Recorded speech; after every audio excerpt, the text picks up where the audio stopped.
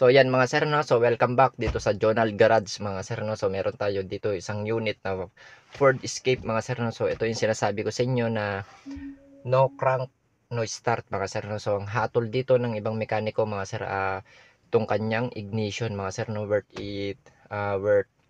15,000 mga sir no, yung sinabi sa kanya ng mekaniko mga sir na gagastusin niya para mapa-start tong unit mga sir no. Yung iba naman fuel pump mga sir no, yung kanyang sinabi, tapos ang kanyang starter mga sir no. Kasi ito, pag Ford Escape mga sir, pag hindi kasi gumana yung ignition natin, hindi rin gagana yung ating starter mga sir no.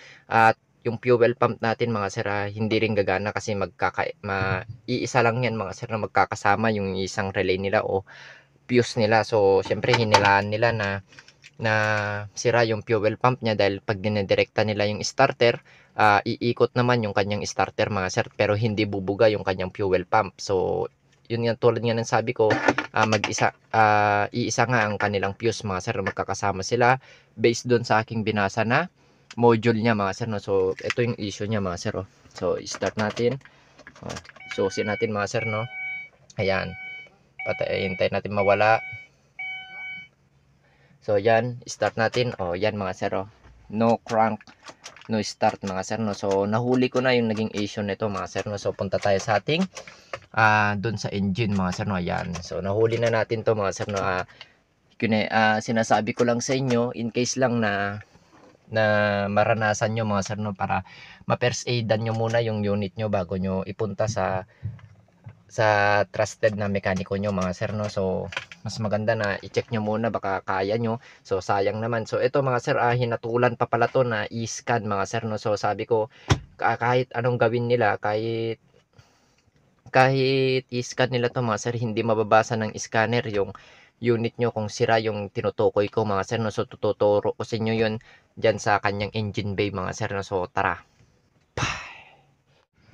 So yan mga sir no, so nandito tayo sa kanyang engine bay mga sir no. So nandito yung kanyang relay. So pag nagkaberya yung unit nyo mga sir no, unang first aid dyan, check nyo lahat ng fuse pati relay mga sir no. So ito, na-check ko na mga sir no. So ditong parte mga sir, tong INJ nya, so 30 ampere. So dito nakasalpak mga sir no to, pumutok ang kanyang relay mga sir no. So nagpabili na tayo ng bago. Ayan mga sir, so dati ko nang nakita tong sakit na to mga sir. Ayan, so bago lang to. So 75 pesos lang mga sir no, kesa naman yung hatol na 15,000 mga sir no. Ayan, so sa salpak natin, lalagay natin mga sir no. Ngayon i-start na natin tong unit mga sir. Ayan, so punta tayo dito, dyan yung susi nya. So start natin mga sir no, tong unit ni sir. Ayan, so wait lang natin mawala yung kanya tunog bago natin siya i-start mga sir no. Ayan, so nawala na yung tunog, start na natin. So ganun lang ka smooth mga sir no. Napakadali no, para lang sa relay na sira niya, na pagkaputok niya magagastusan ka pa ng napakamahal mga sir no. So mas ma-okay, check nyo muna. So tama naman kasi yung unang pinuntahan niyang mekaniko mga sir no, kasi ignition. So kadalasan naman na nakukuha ko sa Ford Escape mga sir no, halos yan ang mga normal na issue nila, tong ignition nila mga sir no, dahil napaka sensitive ito mga sir. Pero napakadali lang naman ayusin yun mga sir, napakasimple. Ito mga sir, diniagnose ko lang talaga, chinek ko lang yung mga fuse, relay. So sabi nila, na-check naman na nila yung fuse. Siguro hindi nila napansin yun na pumutok na ang kanyang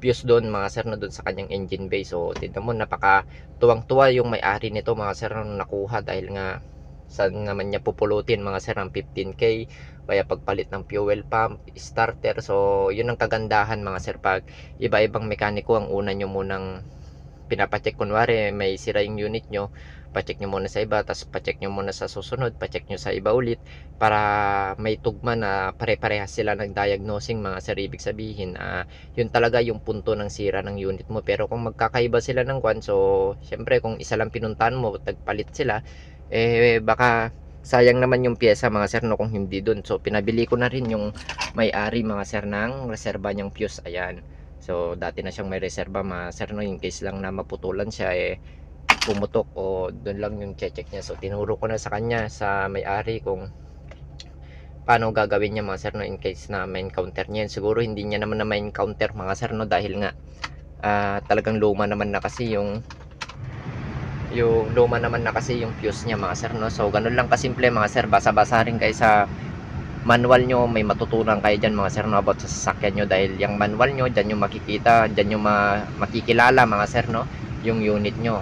So mas okay na sanay kayo talaga sa unit nyo para makilala nyo siya ng mabuti mga sir, para in case na magka-trouble, alam nyo yung gagalawin nyo kung saan nakapyesto yung mga fuse nyo.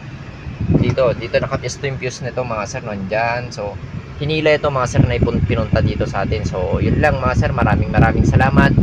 Jonald Garage.